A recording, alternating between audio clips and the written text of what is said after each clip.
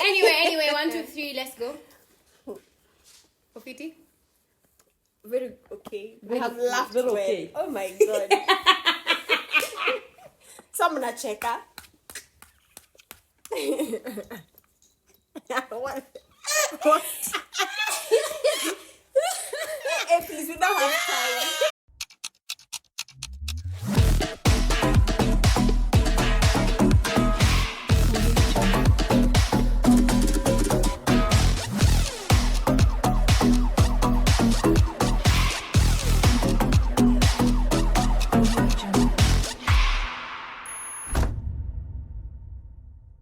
Hi guys, welcome back to Truthcast. So we are back with what we said in the first review video. Yeah. We said we're going to be doing a book a month, and this is January's read.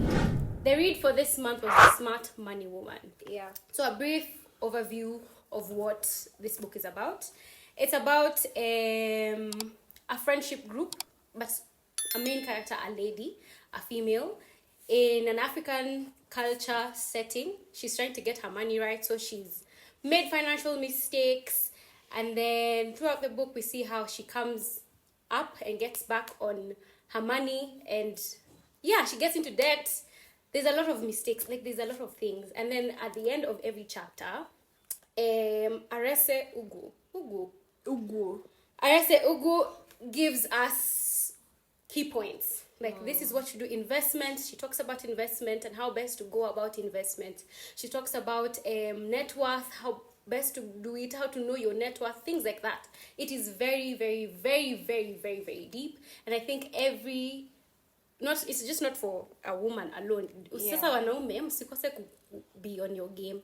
Sasa imeandikwa hapa woman. This is a very, very good book to be a beginner. Yeah, so today we have questions here. It's called the TRB bowl. Msijali. We will do better next time with the bowl. We will do better next time, guys. So in this bowl, we have questions concerning this book that everyone will give their take on how they found the book. We will talk about this book concerning with these questions. Should I pass around? Yeah. So we shall start. Tuanza na wewe, Spencer. But you're the one who's leading the session. No, I want you to. Yeah, see, that's hence I want you to start. Thanks. Okay. Okay. Explain the title. Interesting. So just from the way Tiokawa has explained it, this book is about money, and it focuses on a lady called Zuri. Zuri is working in a nice company, right? Akona a good salary position pia, cause akona favor na bosses wake, but vitu zinaanza she notices that her money is not, like, she's not mastered her money, like kuna tu mashida. Akona deni mechanic, akona deni ya nyumba, and then she's checking her house. She has a lot of things that she doesn't need. So she starts to ask herself, where is my money going? And then she starts to make decisions that will get her off debt and get her into investment. So this title, The Smart Money Woman, is now how she's coming out of the gutter, really, with her money, into now crossing over to now making wise decisions. And by then it has a sequel, like a part 2. A part 2. But yeah, that's just basically what I think the title meant to me. Next. I also say what the title meant to me. To say about the title? Smart Money Woman. How a woman becoming smart with her money. How she's handling her money. How she's also getting her money. Using, and keeping. She's just being smart with her money. The title for me, it's plainly The Smart Money Woman, yeah. However, when you read the book and then you think about this title, it's about getting smart with your money, in simple whatever. Because when you look at how Zuri was managing her money, she's not a broke girl. So saying you're broke, it does not make sense. She's earning enough. You understand? With the type of money she was earning. And she's not hana familia, hana sister, hana siblings, hana boyfriend, nothing, like hana school boyfriend. fees, yeah, You sibling, get, the only person yeah. that is depending on, or not even depending, is her mom. Na hiyo akona brothers.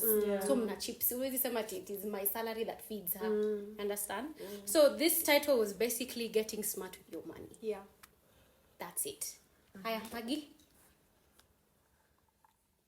Madam Prefect. Nafisikia ungu.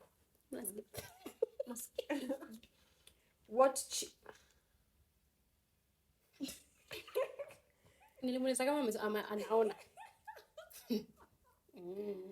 What changes does the main character go through that stood for you? Stood for you. I meant stood out. What changes does the character go through that stood out for you? I think the realization of, by the way, I have been very careless, you know, and it started with, she realized I don't have to go eating with my friends out all the time. I have a nice home. Neza waita tu home na tupike na tukule and bado walijienjoy, you know. Realizing that I don't have to, she was going for weddings za watoto hajui. I know. Wow, because know. the Nigerian culture is very interesting. So from the book nika kwa Nigerian culture, you have to buy a specific type of clothes. You buy them. Ni wao unanunulia. Si wewe unabuy uvae. It's like this guy. Unabuy outfit yako Na unawanunulia. Sasa sipewa akiolewa, sipewa anaenda anachagua the color scheme ya harusi yake. Yeah. Anabuy material, anatutumia, tunainunua. Una get? Yeah, so imagine she was doing that for people's weddings zenye hata hakuwa anajua. Every other weekend they're doing an event wherein, so she realized that these things are not really necessary and akuziacha ati kwa sababu ni mbaya. I just need to tone down a bit. I think that was the Tell me, let me read it. That stood out for me. What changes that the main character go through that stood out for you? Yeah. The other thing was the Wimby's meeting. Nakumbuka venye alikuwa ameidharau. Boss wake anamwambia enda. She's like, those women's meetings, they bore, hizo ma conferences, not my thing. But she went there and she actually met kwa choo na mama anauzanga uji peke. Yeah. And she has made it. So it opened up her mind. I felt like I was high in those moments. Yeah. Okay. I think you have said it all for me. Because the main changes that she was going through, like you've said, you've taken the words out of my mouth, was her bad money habits and how she had to get into debt to realize that she needs to, her financial health was cancer stage 4. Yeah. Na huyu ni mtu ana 600k. You understand? In their market, 600k is good money. To say that you're broke, it does not make sense. Yeah. So for me, the sentiments are the same. Next question, you? It's you. No, it's her. If she When shares, you pick. no, if she shares the same sentiments on your question. Oh, I think, yeah. The same? you share the same sentiments. Okay. Question 4. Describe the setting of the book. Kwani tuko nini? Enough in set books. The setting of the book. Of the book. You describe. Firstly, this is happening in Nigeria. The setting and the African, it's happening in Nigeria. And the culture in Nigeria, or rather as I know it, mainly is that you have to live up to a certain standard.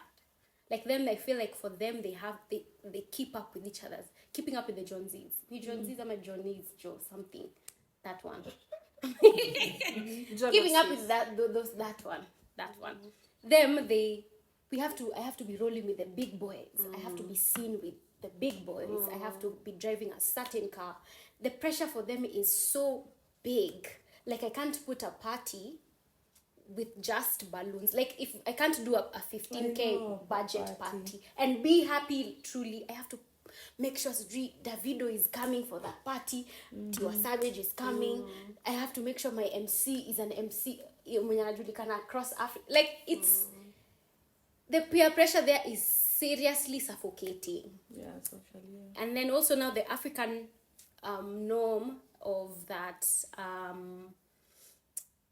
women, the language of money with women is not talked about so much, because this book was being written in like 2016, yeah, and it's not far from ati then and now is not 2016 2024.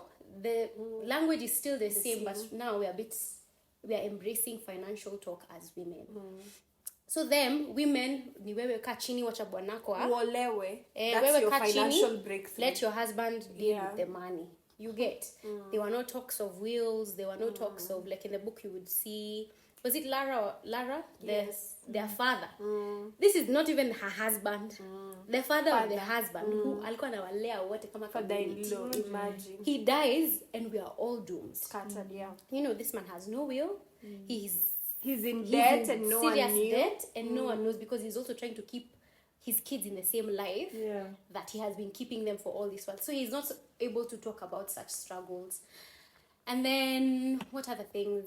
And also as a woman, the narrative that we have as women of friendship circles. In a woman's friendship circles, you find we don't talk about money as often as we should. Yeah. So I'm here making serious financial mistakes, and I can't tell Spencer, not because I don't want to, because sijazoea. Yeah. So when you meet with Spencer, we'll talk about, oh my gosh, my man, or the lack thereof. You get. The lack thereof. Na tuende home. Kila mtu ende home. Anajua, niko na deni. Niko na wapi. Niko na wapi. Una get. So I don't know how her money habits are. Not even habits.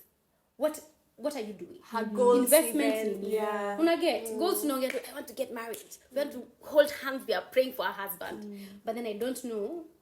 Are you in a savings plan? Are you doing, what type of insurance do you do? I want to have this conversation with who? With Duncan, because he's a man.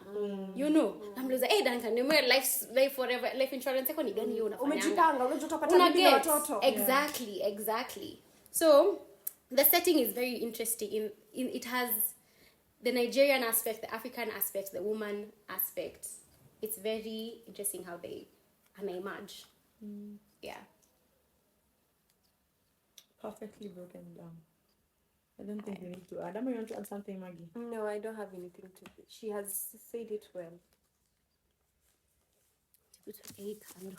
Something you liked about it. One thing I liked about... I liked several things about the book. Apart from it being about... Because I remember the first time I saw it, I was like, Smart Money Woman. A money book? Okay, interesting. Just the even the name and how the book looks was very catchy. But I liked that it like, remember what they were saying, it wasn't using difficult terms, you know. It was giving us a story of Zuri and her friends, and then at the end of the chapter it's telling us like giving us tips. Kuna part kulikuwa na maswali. You know, who's the CEO of your life, who are in your friends circle, you know. I liked that at the end of every chapter you had something to really, really think about. And I found those things to be very personal. Yeah. And then another thing I liked about the book was it at no point did I ever ask myself who is. Like, even when they were bringing up the fact that now Zuri had to speak to one of her brothers concerning her money issue and how the brothers handled her, I understood the kind of it made me understand the kind of relationship that Zuri had with each and every character in the book. I don't know if that makes sense. Yeah, and then I think the last thing that I liked about the book was, for me, and it was actually a take home for me, was this part where now Zuri has realized that she's in a crisis and it's affecting her work. And you remember there's a time her boss was telling her, by the way, if you don't you're step almost up, becoming redundant. And I might almost not need you. So You either do 1, 2, 3 things or you get go. out. Yeah. Like we will really be able to replace you within a snap of a finger. And Zuri goes home. Of course, I think she called one of her friends and she's like, I've had a very rough day at work. I think they pour out their hearts to each other.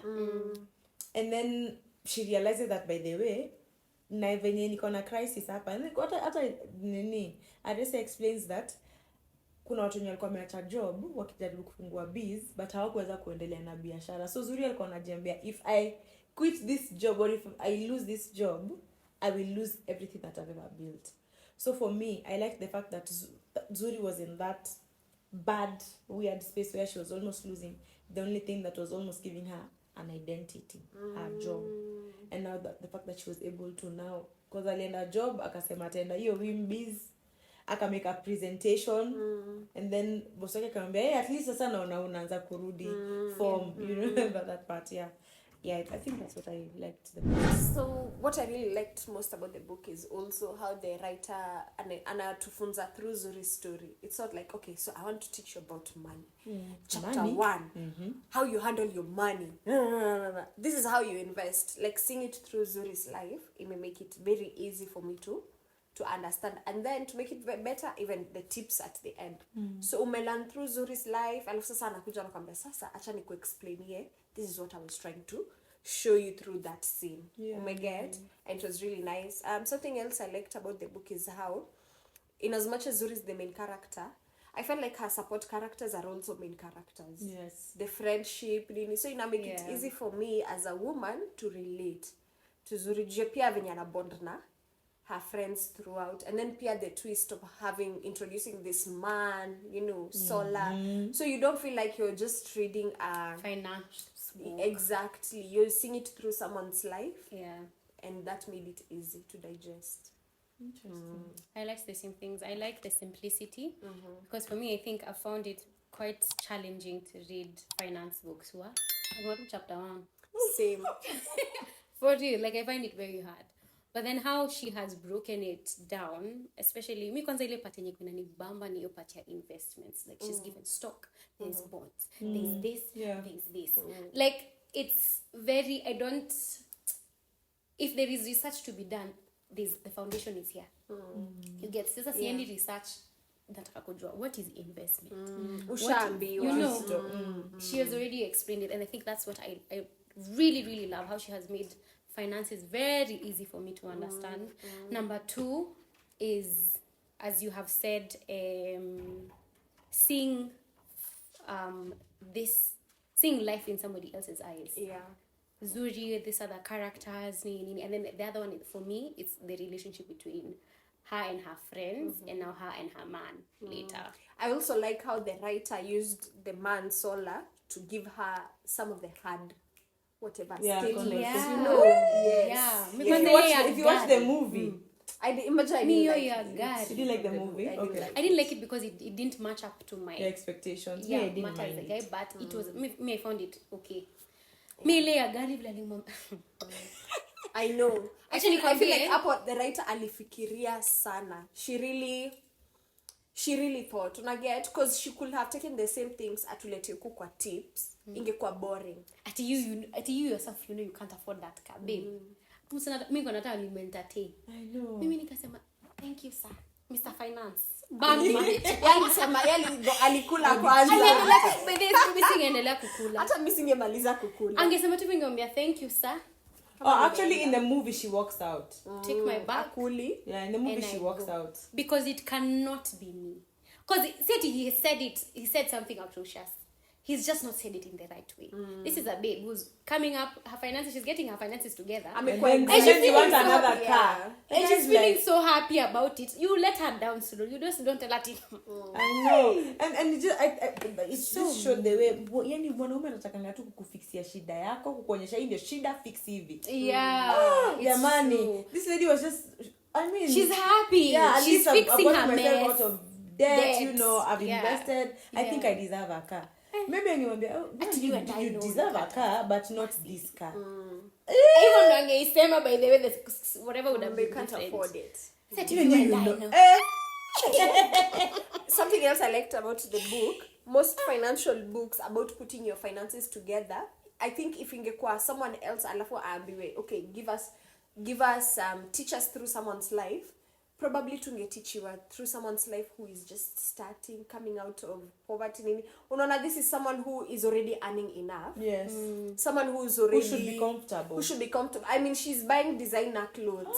She can't live without any. So when she's not buying them, she's broke. And now for me, So the fact that pia the Arese ametumia that channel, atujapelekwa siju kwa mtu siju anaishi wapi matopeni, ndo huyo ana struggle, they are trying to ama ndo huyo ana struggle anaenda job, sasa a struggle kupanda up the ladder ya job, ndo sasa anze kuinvest. No, tunapewa mtu ako huku, tunaonyesha how just because of mismanaging money, that showed me poverty is not really atijuko huku. You can be here and you're still poor in your mindset. True. That's a heavy one. Yeah. But maybe the relationship was just Kujaka apologize na tickets to South. That's the way you do tickets it. Tickets to Cape Town. That's the way you do it. That's the way you do it. Hey, we receive. Amen. This is question 5. Which character did you like most? Zuri, of course. Ama? Not necessarily. Me, I liked this girl. I liked Ladun. No, the Ladun is the one who was the taking fuel care. whatever. Huyo anawaka kwa Oil fuel company, oil yeah. company, Yeah, I yeah. liked her. Okay, I liked her. Alikuwa anatunza watu nini? Familia Siblings, yake na alikuwa wa That one. I liked I liked her. But I liked her. I she liked was her. the perfect one for that movie. She was. I liked her, but I didn't like the fact that she would have been able to help Zuri in a way, but she did not. But she did help Zuri. She did not. I think she helped Zuri. She did not. In fact, let me tell you a fun fact. When I was reading that book, anytime I'd see Ladun's name, do you know who would come to mind? Really? What? Really, yes. Let me tell you why I think Ladun helped Zuri. Okay. Ladun alikuwa narusha, she wasn't saying much as we expected her to say, and she didn't do much as we expected her to do, but I think she did enough. Alikuwa anapatia tu Zuri to sprinkles, then think for yourself. And huku mwisho you could see that things were actually dawning on Zuri well, and I think that is the perfect way to let someone learn. No one helped her money-wise. But That's exactly what for me, my problem... problem... pesa ya food na kuwa na rent. And you know what my problem was for me? Was not even that I don't know why. I didn't see the friends not helping her a big issue. Because I think I felt like... I also didn't see it as a big issue. Me now, my problem was that your boyfriend is not helping you. You understand? Which boyfriend? She was dating who? No, Shola, at that point they had not yet started dating. They started dating towards the end of the book. Yes, but then so you wanted Sola to give her money. She still had debt. Even akienda kupeleka hiyo proposal kwa presentation for akina Sola's company, she was still dealing with debt. Umse alikuwa anaja offload. It was her what? Rent, money, mechanic, she's selling off her car. But babe, so your my expectation for Sola was pay cash. Don't sell your car. Let me pay off the mechanic for you. Fix your car. At least but you have see, something. Okay, let's talk about that, because then it shows us the deficits in our mindsets, because huyu mtu the deficits in our mindsets. They have not yet started dating. I want you to get it that. It was not yet official. They're still talking. They're going on dates. And if you remember, there was Shola, and then there was other guys who were still, calling her up, let's go out, and then anakumuka vena chewing food, and then she's like, no, I don't want. You remember? So in my head, I'm like, for me, I did not expect Shola to be the one to help. In fact, I was okay with him not helping. Babe, at the point where they were dating, when they were having that date, she had written off her car. Confuse book na movie. Kwa movie, babe. Kwa movie hata sikumbuki movie vizuri. Acha nikwambie, kwa movie, akimwambia story ya gari na mechanics ndio walikuwa kwa ndege. Achana na gani? Kwa movie. Kwa movie ndio inatufanyanga tuwe na a feeling that they're already dating, hata kama officially they start dating towards the end. But you see, this is what I think. I like that because this is all the writers work. For me, there was an expectation for her friends to help her. Even if not because there was another one who had a salon. Walikuwa kwa beauty. See salon. Fashion. But hata hivyo. But she was able to get She was funds. making money. Yeah. She was making money. So many people expect either her or Ladun were going to help her in a way, at least cater for food or rent. Because there's absolutely no way one of my closest friends is going through this and I'm folding my hands watching because she's learning her lesson. Tammy, I think I had also had that I had that expectation in a very small way because alikuwa kuja kwa nyumba yake akaingia hadi kwa fridge akamwambia hana food na akaenda. Sasa there is when I had problem. Now this is what I think. When I look at it from a writer's perspective, I think Arese did that intentionally. For her to fix her mess. Yes, ndo ukisoma, you as the reader, subconsciously, ingie that, you actually need to fix your own mess. So I think the writer did that intentionally. Well, probably she did, but I was like, if my friends were to leave me in that alone, if I come out, in real life, my friends again. Yeah. But I would never. But I agree, if that was intentional, if Arese did that intentionally, I agree with her fully, kabisa. If that's what she wanted, if that is what she wanted to be seen, I agree with her. Because at the end of the day, ata angepok to cash here and there, probably it wouldn't have dawned on there's her a time even Ladun became rude to Nani. To Zuri. At what point? They were having drinks. And Zuri is over here talking about her Kwagmaya. She's like, hey, mimi kina niramba. And Ladun alimwongelesha vibaya. Alimwambia kina kuramba kwa sababu wewe unanga you don't know when to stop. But it's I don't think alimwongelesha vibaya. I think alimwambia reality. I thought she told her, yes, she told her reality. Alimwambia ukweli. That's not the way she said it. Yes. Even in the movie she was so I remember the atmosphere being so tense.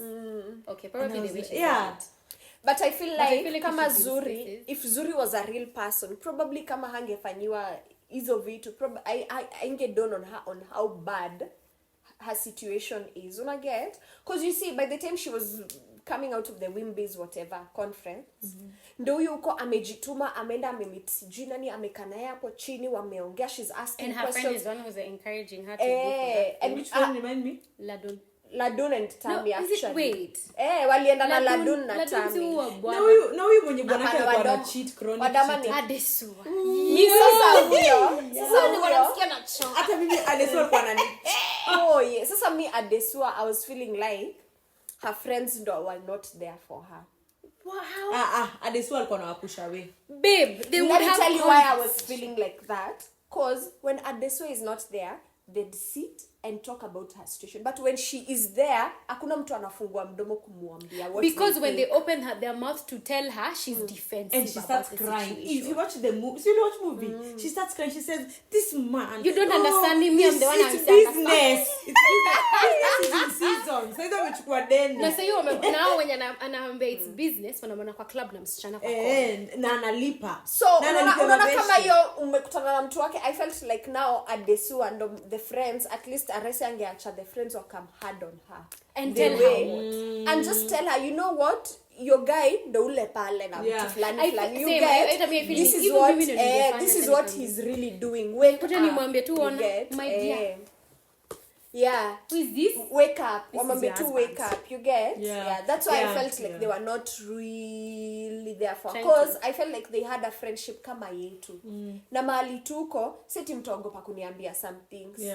Una get, just say it. Isemekane tu nisemanga. But also I think I understand how I can see why her friends did what they did. It's because of when I noticed something her friends is a are pain not point married. It was only Lara who was married. And I was like, you are not married. You're not married. You won't understand. I would never imagine comment. Because the friends, I think they had come to realize that this is a pain point for you. Every time we bring it up, you're going to cry about it, and there's no problem in crying, but it's ikue sasa, it's like a thing, so that we don't talk about the problem. You get, and also should be very defensive. Oh, he's doing businesses. Oh, he's trying. Oh, his mother. Oh, he's building. He's doing what? You understand? He has gone for business trip all the time, and I feel like this one knew the truth. And this one, even in the movie, she knew the truth. I think alikuwa na hiyo pressure, I want people to see my home as perfect. Una get? Yeah. Hence the denial, maybe. I think, is it perfect or she wanted it to work to her detriment? No, I think she wanted people who are outside looking in to see ni kama iko sawa. That's why she'd give excuses. Unajibaya bag, babe, unakuja unatuambia ni bwana. Nani wewe? Huyo ni mtu ako na pressure I want you to think my marriage is working. She must. Niko high school kuna watu wanaandika barua wanajitumia. Guys, nimebaiwa na my boyfriend. Na sasa hiyo ni wewe umejibaia. Sasa hiyo mtu akakuja akakuclean. Alafu akamove on. Alafu ana move on na kulaani. Huyo hata usipomlaani ashalaaniwa. Sasa mimi nakuja ku reinforce. Na kulaani your generation will be na blind. Kwa movie unakumbuka venye mtu atakuwa na share room na yati he needs space. Can you imagine? Space for what? He's a sick. But one thing I also liked, like, one movie, the characters that they picked, apart from Shola, I think they would have done better for Shola. Yeah. Wali fail. The babes were nice, perfect. On perfectly, by the way. Shola na feel ni kama alikuwa tu na nepotism or alikuwa na best huko kwa audition room or something. Ama maybe they could not afford another one. Guys, Okay, maybe. Anyway, next, what's you? Next, I think tumeshaongelelea something we disliked. We disliked? Something we disliked about the book. Tumesema in passing though. What I didn't like ni hiyo venye mabishti zake hawakumsaidia. What else did I not like about the book? Hiyo tumetoka kuongelelea ni what we liked about the book. I don't know kama iko hapa kwa nini kwa hizi zenye zimebaki, but I remember when ni nyumba yake na nani ilichomeka yake na Zuri mama yake. I remember reading the book and I was like, you are joking. Like when I first read the book. Like ati tu nyumba imechomeka tu hivyo. Si walisema ni juu ya nini air conditioner. Yeah, like from just as in I was so shocked. It made me feel like anything can happen any time. It is not going to wait for you to get your money right. Yeah. Na ni kama hiyo gasi kishanga kila kitu inaanza tu. Okay, unasikia tu hiyo kitu ya talking. Ding. You know, I remember at the same time. And I remember the anguish that Zuri was in. She could not help her mom in the way that she wanted to, because hata alikuwa juzi tu na namba mamake pesa. Yo. Mamake anamuuliza, what do you mean you don't have money? Hey. Alafu mamake anamwambia I can send you some. Alafu anamwambia mama don't worry, I'm okay. And then that's a mom, nyumba yake inaungua mpaka anaenda kusaidiwa na mwanamke mwingine, na huyo mwanamke mwingine pia wanakuanga in competition with the mother. You remember? But that mwanamke ama there's another one. There's another aunt. Kulikuwa na mwingine wa deni mwenye alikuwa anajua. Me say, wacha nikwambie. When I was reading that book, I kept on thinking about my grandmother. Well, not that book, that bit. Yeah. I kept on thinking about my grandmother. Nikajiambia vile pali tumefikishana tunaambiananga ukweli ilivyo. You get? I was like ingekuwa ni as ningona feel ni kama wange to exchange for that just me. That part. Ningeenda tu hapo live because there's no way you're coming to borrow money from my mother. Her house is burnt. Na unamwelezea venye uko na shida mingi. Alafu unajifanya unaomba. Alafu you have madeni. Mimi ningekuja kwa na kitabu in 2017. This is the day. Na ya leo hata singekuwa na hiyo time ya kuponisha kitabu namfukuza aende. Me I would not have. But then again, you know, the culture in Nigeria, you can't. There's this honor that older guys are given that I'm sure that is something that Zuri had thought about. But alikuwa amewashwa, si ndio? Anamwasha, but kuna vitu tu mom ndo lazima angesort. Me after sasa basi, if that's the setting, afterwards I would have a serious conversation with her. Because ain't no way. Imagine. Ain't no way. Kuna mashida. But that thing, the way their house got burnt down, and then the brothers are the ones who had to now chip in and na pia walikuwa nasumbua. Na pia it just made when I read this book, ilikuwa 2020 tukisoma. I was like, rainy days they come and they don't ask for permission. And when it rains it pours. Yeah. It pours. Where? Yeah, that is something I liked. It gave me a wake-up call. I think, yeah, dislike me too, the fact that I don't feel like Zuri's friends were actually friends indeed. They were walimwacha akasink hapo, na zote zilimsaidia. She could have used a little bit of help here and there. Yeah. What did you like about the book? What I didn't like about the book, I think tumesema hizo zenye tumesema in person, sindio? There's nothing else. For me, I think ilikuwa the money bracket that they were talking about here. It was as much as I see what you're saying when you were saying that they didn't go look for a poor person, bring the poor person out of poverty, then they found a job, then you get we didn't have to go through all that. Yeah. I felt like the money bracket they used was above middle class, upper. They were upper class, upper lower. You understand? Upper middle class. Upper, Sema tu lower, upper class. middle, and then now there's the upper bracket. But in the upper bracket, kuna the billionaires, and then there's them. You understand? Because even like Solar is a serious money maker. You understand? We don't get to find that every day. You get? For me, I felt like I wish they would have focused hapa kwa middle class, lower-ish for a while before now, and then build up to there. That's what I for me, that's what I would have wanted her to do. To come from here to there. But I think what you see what this book was trying to achieve was, in my view, trying to show us that unaweza kuwa na pesa mob, but kama haujui kuisort, utaishi tu kama huyo mtu middle class. Sasa vile Millie mentioned, I was like, I saw it. But initially that was my dislike about the book. Okay. Yeah. Okay. Interesting. So, how did reading it change you or your views? My people, I'm also going to work on myself like Zuri. I just check myself. I now become smart with my money. It motivated me. It inspired me. I want to, kama venye ulikuwa unasema, you read and you learn so much about investments without feeling like you're in such a chemistry class.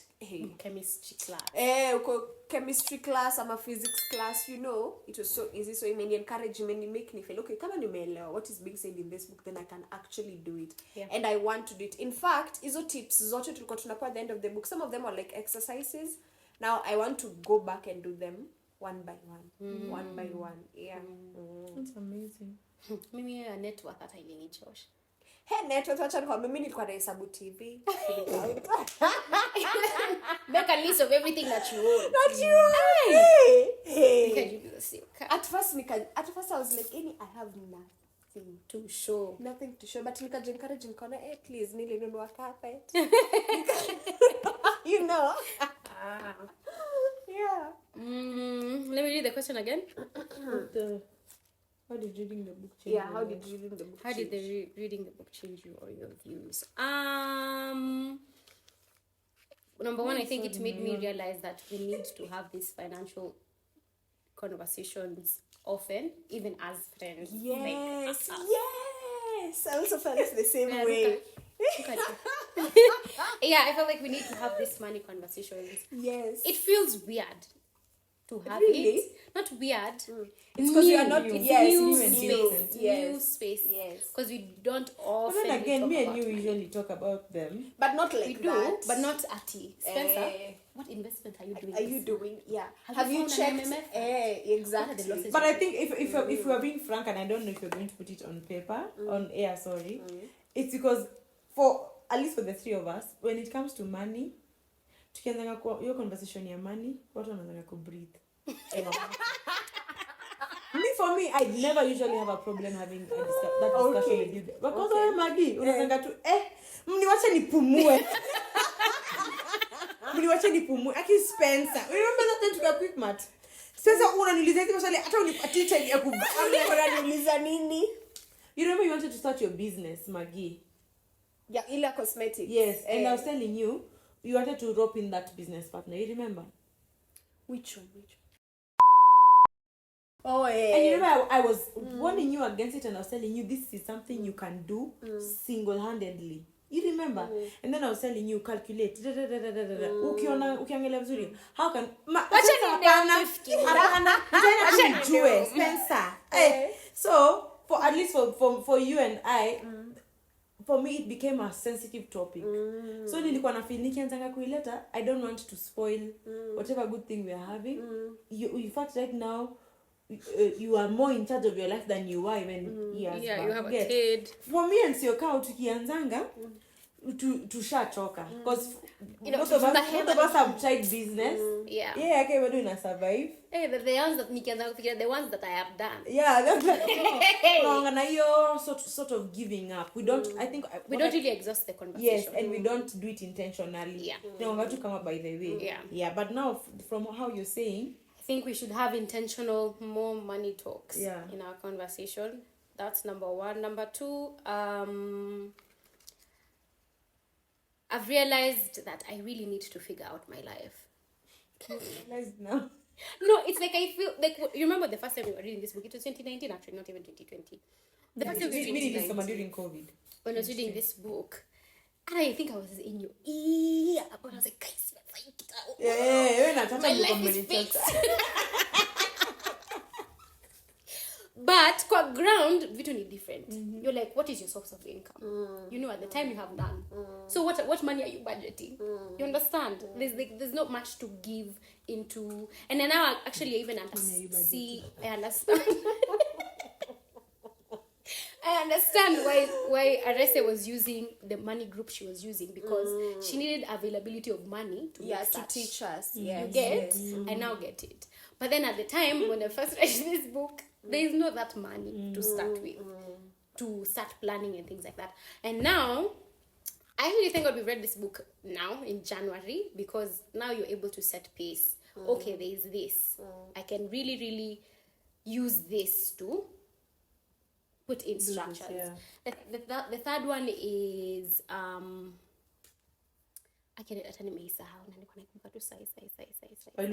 I think for me, Zuri's life really, really started to change when she went for Wimbies. And when she started having these conversations with this lady that she met up at Wimbies. Yeah. And akimcoach, akimwambia wana enda urudi. And even as individuals, we need to find other ladies that are older than us, that are more experienced, and that are willing to work with us in trying to figure out whatever it is we are doing. Kama for you, it's in your career. For me, kama ni music and my career. Even for you, kama ni music. I mean your career, Amen, whatever. Amen. I've been wanting to sing for such a long time. Amen. Kama ni your career, production, film and animation. We need to find people who have gone ahead of us and are willing to work, because genuinely we need those people to work with us. Because I mean, unaona kama hiyo pata alikuwa anauliza who is in your circle. Ukiangalia tu if you are to this is so heartbreaking for me, but you see unakumbuka ile meme yenye alikuwa anasema in your circle of friends can you raise 100,000? Because we can only raise each other up here.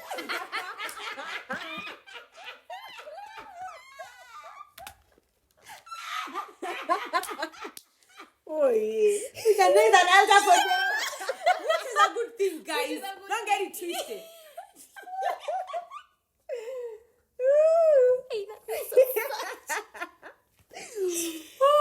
But let me tell you, my friend Hope and I tunaulizananga hiyo swali. Now for me and Hope, we usually have those money conversations in detail. Tunaulizananga hiyo swali, tunasema, we really need to work hard. And I feel like, the way our pastor in church normally says, you don't need to get by strength what other people have. If there's someone who can show us 1, 2, 3, we don't need to force. Yet we have someone who can just open a door for us. So I think that this book showed me that in as much as utakuwa na mabeshte zako na wanakupenda genuinely, there are some places that they will not be able to usher you in. They will only celebrate you as you're going to enter into those doors, and enter into those seasons. But kuna seasons zingine zenye mabeshte zetu hawatatusaidia sana. We need other people to help us. And then now, once we get to some places, now we'll be able to challenge each other in a healthy way. Mimi naweza kufanya hiyo, umefanya nilete twende. You understand? Yeah. But it opened my eyes like that, and I said, unaweza tu kujifanya hapo wewe uko tu na uko hapo na your best friend, but if you really analyze your best friend, mtakatoa hapo kwa hiyo estate amta change. Yeah, so you need other close friends and other mentors. Yeah. So I remember the point I wanted to share. There's a bit where the Zoe's mentor, the lady, she met, or rather Sola connected her from Wimbies. Omo. Was it her? It was the second one. I can't remember. The second one was Mrs. A. There's someone who she was having, either of them, she was having a conversation with, and I think she wanted to start a business. Oh, so that's the second one. I'm come up with ideas. She's selling the ideas, and the woman was poking holes at those ideas. And as she's poking holes, Zoe has nothing to say. Like, she doesn't have an answer to those questions. And the woman was saying, entrepreneurship is not an all-in-all. It's not for everyone. Hey, I saw it. And then, that one, I think that is, if there's a takeaway, it was that. Absolutely. That I can get value of everything. If it's working, if we're looking for a job, how can we nyonya yote? Can we bring in new ideas? Can we open up something? As in, how do I can you chase a promotion? Exactly. As in, what else can I do? What skill set can I get to be able to get more money in this company? And also, if I'm also doing a side business, how best can I do this side business? How can I exhaust everything from both parties, you know? And if kama entrepreneurship si yako, si ati niki sasa ulie. Si ati sasa utakuwa fukara. Exactly, but then people are rich off of paychecks. Yes. You get a paycheck, you invest that paycheck, and you get very good money. Yeah, you don't have to come and toil, like, sasa watu because entrepreneurship is not easy. It is not. It is tough.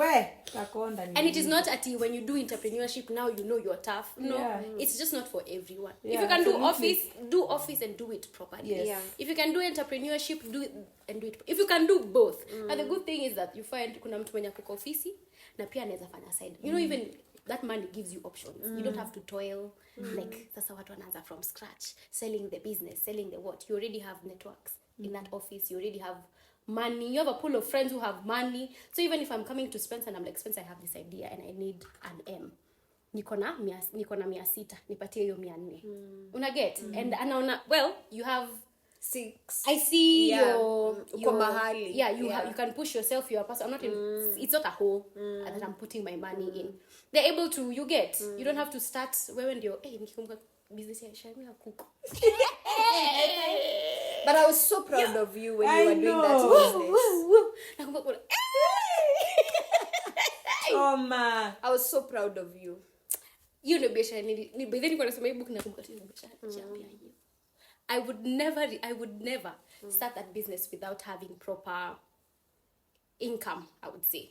Let me ask you, do you see that business as a failure? Do you feel like that was one of your failures? If you would have asked me the day I was closing that business, yes. Now looking back, I was not a failure. It didn't fail. I learned what I needed to learn because that's something I want to do long term in the future. I learned the ropes. I learned this is how you keep kuku, this is what you do, this is how you get for markets, this is how you hustle on ground. Now that at the time when I was starting the business, I had so much goals for it. Oh my God. You know, I saw it. I saw it. When it ended, now I have done my sitting down and making peace with it. I see how that experience will help me in the future. Always nidanganya sasa. Even if when I start it in better terms that there are people who can work for me, you can't lie to me because I have been there and I have done it myself. Because mimi nilikuwa watchman, labor, I was everything. So I know the ropes. You understand?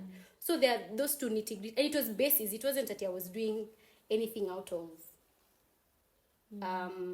complicated. I learned the basics. So taking those basics now in my future self, who is going to be doing that business, I know how it works. Okay, but let me say, I think it was such a big achievement for you, and I still think it is one of your greatest achievements, because kulingana na where you were at that point, and you managed to push it at kama it was for that period. How long did you do it? For a year. Imagine. You completed 12 months. Yeah. Na tulikula kuku zake kwa mama yangu mara kadhaa. You get? I think it was such a huge achievement for you. Ikiwezekana ataandika kwa CV. That's what I think. For real? Yes. Hey, I remember, I think that even that business built my relationship with my grandmother. Tukatoka chini tunafanya maths.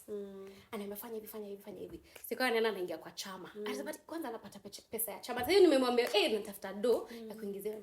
Enda uingize hii, alafu tutajua vile tutafanya. Tulikuwa tunakananuka. Yeah, and you see, every time with us, we are evolving, we're becoming better. So with where you are at that point, and you managed that, Yeah. and then came in the other business, uko sawa. Anyway, yeah, that was it for me. Yeah, to build up on what you were saying, allow me to read something here. Page 257, title 2. It is a smart money lesson. Hizo tips tunasema zinaandikwa mwisho. The title was Maximize Your Earning Potential by Focusing on Finding Your Purpose. So, kama venye umesema, not everyone, this is after the chapter yenye Zuri alikuwa anaambiwa not everyone is cut out for business. And the lady was explaining to her, easy business ideas zote umeni-explainia, you don't seem passionate about them. So she was insinuating, definitely they will fail. They will not work. Unataka tu pesa, but you're not really passionate about it. Akamwambia, why don't you maximize on chasing a promotion in your job because you're so passionate about that. So the fact that this book is encouraging us that your purpose will eventually increase your income. Absolutely. That was just you get. Yeah. And then she goes on explaining how to find your purpose. In purpose yako inaweza kuwa kwa hiyo skill set, what you studied, what can you lisomea tu kama Zuri. You get, because you're so good at it, or your passion. I can explain passion is that that idea that keeps burning deep inside you, wezi lala, that is passion. Akasema, it's not really, people often confuse this with the things they like doing. So akasema, passion is not really what you like doing, but kuna kuangana hiyo kitu tu moja, ukifikiria tu hivi idea, wezi tulia until uifanye. And then there's now the earning potential. Kuna mtu tu, idea yake anakuanga tu na ideas zina solve problems. So the fact that she expounded on that, so ilikuwa tu build up on the fact that you don't need a business to succeed. And she also mentions in the book that in the African society, African culture, kama hauna biashara, haujaomoka. You know, whereas unaweza omoka in these other areas. Wow. Point of correction. No, the planning of it didn't last 12 months on actual. Planning of the business started Q1 and then nikaanza Q2. So I think June, July. Regardless, it ran to I still think it was such a huge meaning for you. December ndo nilifunga. Yeah. Regardless, I still think it was such a huge thing for you. Nakwambia sikuwa kwa nani nikinya kwa mlanga sababu achaneni na yeye. Hata msimuite. Sasa hiyo nimetoka kuhustle butchery scoli. Sikuwa nasema achaneni na Achaneni. Kile anachomsumbua hamjui. Wachani halale. Wow, that's beautiful. Which character did you like the least? Which character did I like the least? Bwana ya this one. Alikuwa anaitwa Sony. And evil. Even in the movie they picked the right character. I know, and he was so disliked disgusting. him. And I don't like him anymore. Like for life. Yeah, like for if you life. see him in another movie, like Like ufala huyu. Then he did his job well. He did his job well. His Same, acting I would job. say that Yeah, one, Sony. and now that woman was coming to borrow money.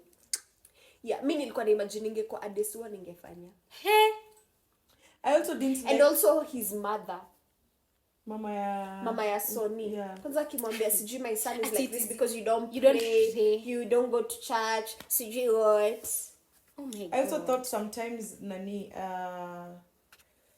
Zuri's boss could be an ass if he wanted to. I liked her boss. Me, I liked her. boss. I was like, Throughout. that's like That is the perfect person to help you grow. someone who's liked cutting him. you. Yes. You know, right now you're saying you liked him because you are reading the book. If he was your boss, I'd rather have a man who's my boss who's like that. Yeah, And because I because know you see, my interest. yeah. He has my interest at heart, Yeah. really. But then he will tell me, "Sio cow." Hapo genuinely, umenes.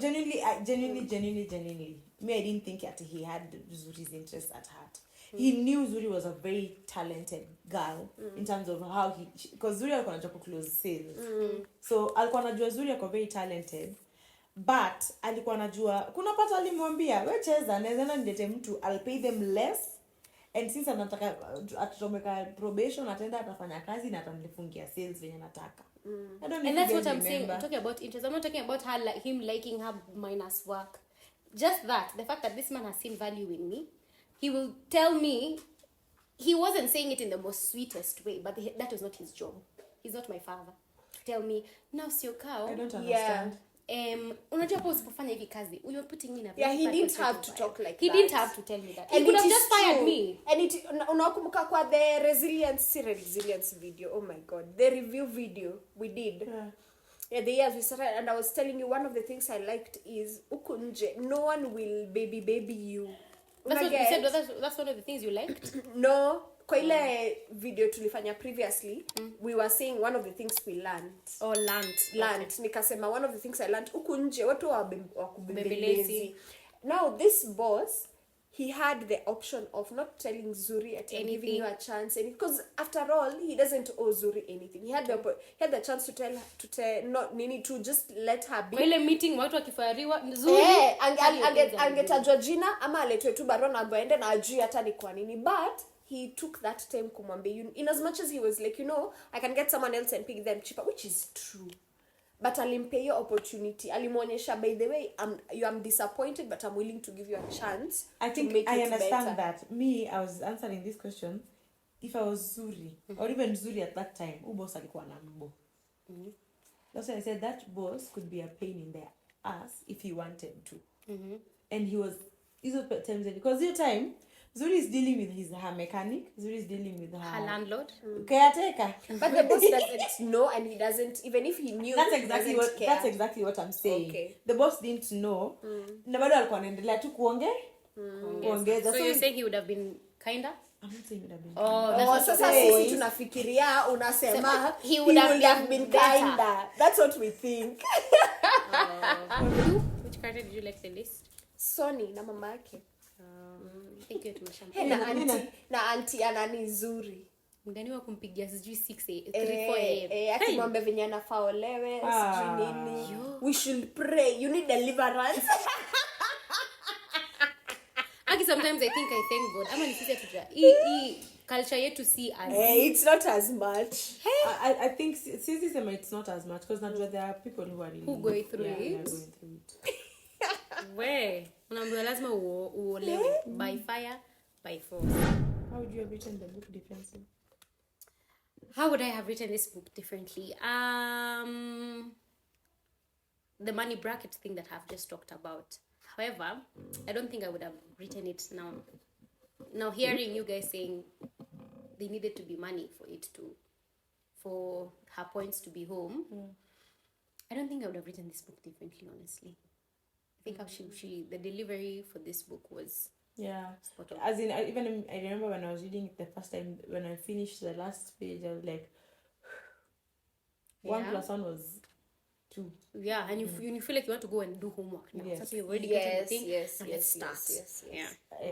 So I don't think I would have written it differently. I've not read the some of the tribes, I don't think The tribe is the second one. Yeah. Money tribe. Yeah, I also wouldn't have changed anything. The other question is, summarize it into one sentence or 1 minute speech. Please take it away. I summarize it. This book, if you want to get smart with your money, just read the book. That's it. Especially if you're a beginner. Like this is very easy. Just that. Kuna hiyo hajafanya guys. Hiyo ni gani? Your learning point takeaways from the book. I think tumesema sema. So tumesema even men can get this book. Very important. Good learning points, especially the exercises at the end. That's it from us, guys. Stay tuned for the next read of February. But you guys need to get this book, honestly and truly. Yeah, please. If you really, really, really want your 2024 to make sense, you really need to get this book. Yeah, and when you get it, it should look red. Unaona kujikunje huku, it should look red, yani. Mwagiliwe kasupu, tujue hata ukikula ulikuwa unasoma. Mwagiliwe chai, tujue hata wewe book yako iko wapi? Highlight. Take kitabu yako iko wapi? Be serious, guys. We are just soma kitabu. Anatupea points from the movie. Tene. Hi. Tene ni wewe. That's not right. Oh yes. Yes. Sina Able ubaya. to end. Si tunalaviana. Mwah. Kai. Don't worry guys, we shall make up. Inakuanga hivi and then we always solve our problems. Anyway, that's it from us, guys.